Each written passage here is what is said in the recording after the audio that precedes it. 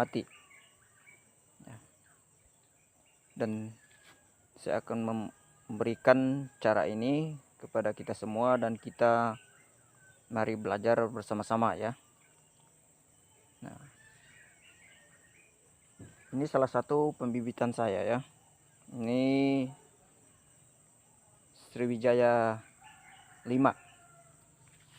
Dan kita akan ke sini ya. Nah, ini di pembibitan saya juga, ini varietas FR 1 dari PSG Pancasurya Garden. Nah, dan ini saudara-saudara, bibitnya tidak terlalu banyak saya tanam ya. Dan ini saya tanam tidak ada satupun yang mati ya, semuanya hidup ya, 100% hidup. Dan adapun langkah-langkah sebelum saya menanam, maka saya harus melakukan beberapa cara agar semua kecambah yang saya tanam ini tidak mati ya, atau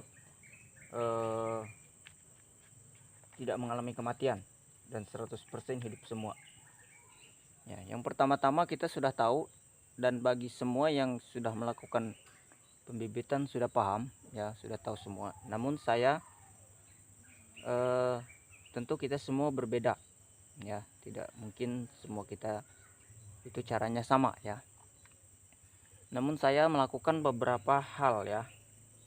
Yang pertama ya, tentu kita menyediakan polybag ya sebelum kecambah kita datang. Dan kita setelah polybag ada, maka kita harus mengisi tanah dengan tanah yang cukup subur ya, tanah yang subur. Kenapa subur? Supaya kecambah kita juga bisa hidup normal ya.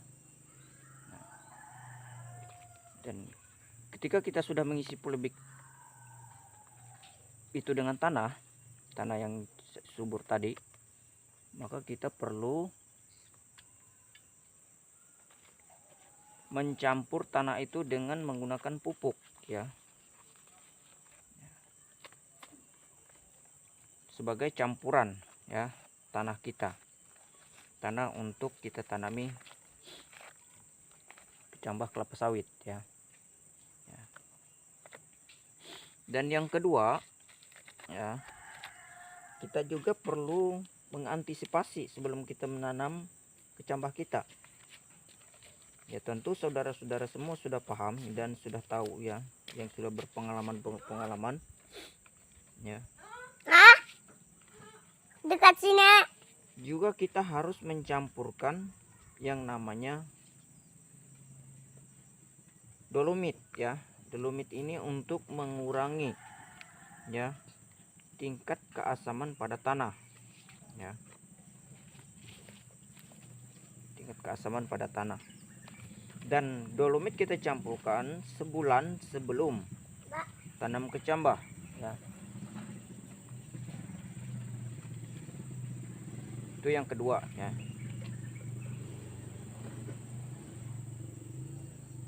Yang ketiga, maka yang kita lakukan adalah kita usahakan untuk memberi naungan pada pembibitan kita ya.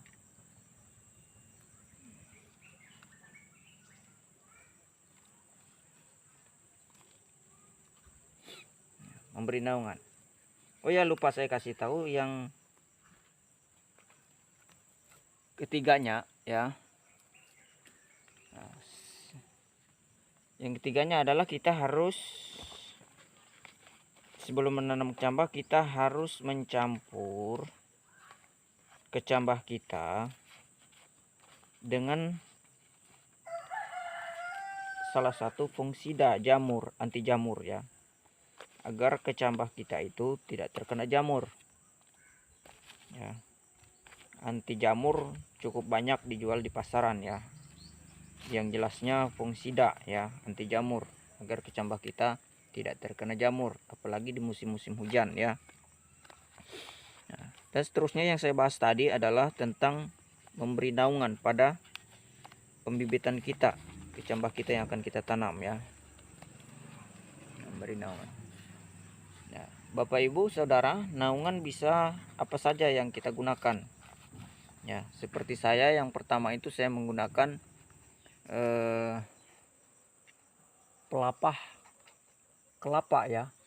Cuman ini sudah saya kurangi karena pelapah kelapa ini sudah saya kurangi ya, karena ini sudah cukup, bibit saya ini, kecambah saya ini ya sudah cukup kuat ya. Sudah cukup tahan terhadap derasnya air hujan maupun panasnya matahari ya. Makanya saya sudah kurangi.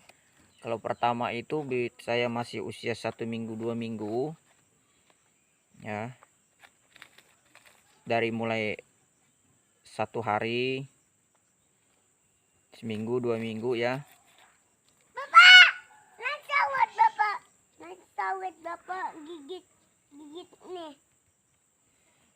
Itu cukup terlalu rapat ya, bahkan saya tutup, hujan pun tidak masuk. Nah, bagaimana untuk sistem pengairannya ya, kita harus siram ya setiap waktu, pagi sore ya kita siram. Nah, setelah ini sudah bisa saya buka ya, karena bibit saya sudah cukup kuat ya, seperti ini sudah 1 bulan ya bibit saya ini ya, seperti ini ya. Dan ini semua tidak ada yang mati ya, hidup semua ini ya. Tidak ada satupun yang mati ya, hidup semua ini ya. Tadi itu mengenai naungan itu ya, fungsi naungan itu adalah untuk menetralkan air hujan ya, turunnya atau derasnya air hujan ke kecambah kita. Karena kalau terlalu deras air hujan ya, satu, kecambah kita bisa patah ya, karena dia masih terlalu kecil dan belum terlalu kuat ya.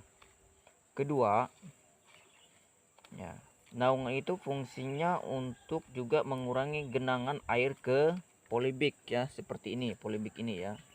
Kalau terlalu banyak air di sini, banjir airnya, itu bisa mengalami kematian juga ya. Itu yang dua. Seterusnya, naungan itu juga fungsinya untuk mengurangi tingkat panasnya sinar matahari ke kecambah ini, pembibitan bibit sawit kita nih ya. Kalau terlalu panas, maka bibit kita akan mati ya, layu ya. Jadi dia tidak tahan terhadap sinar matahari yang terlalu panas, maka harus kita beri naungan ya. Kapan naungan itu bisa kita lepas ya? Bisa kita lepas setelah bibit itu cukup kuat ya, cukup mampu untuk menahan sengatan matahari maupun genangan air, bahkan derasnya air hujan ya. Nah, ini selanjutnya juga kita harus melakukan perawatan ya. Nah, maka kita akan periksa, pelihara ya, kita rawat secara terus menerus ya,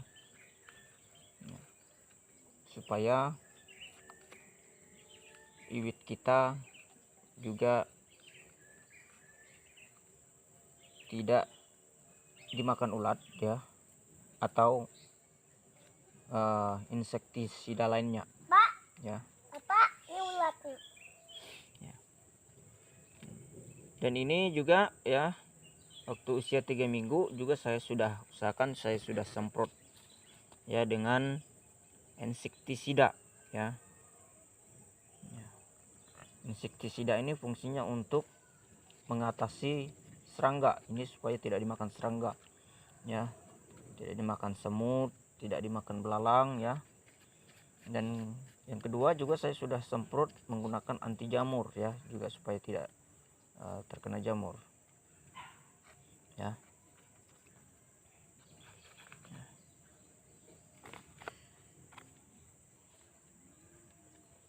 Ya, demikian saudara-saudara petani sawit dimanapun Anda berada, kiranya kita sukses semua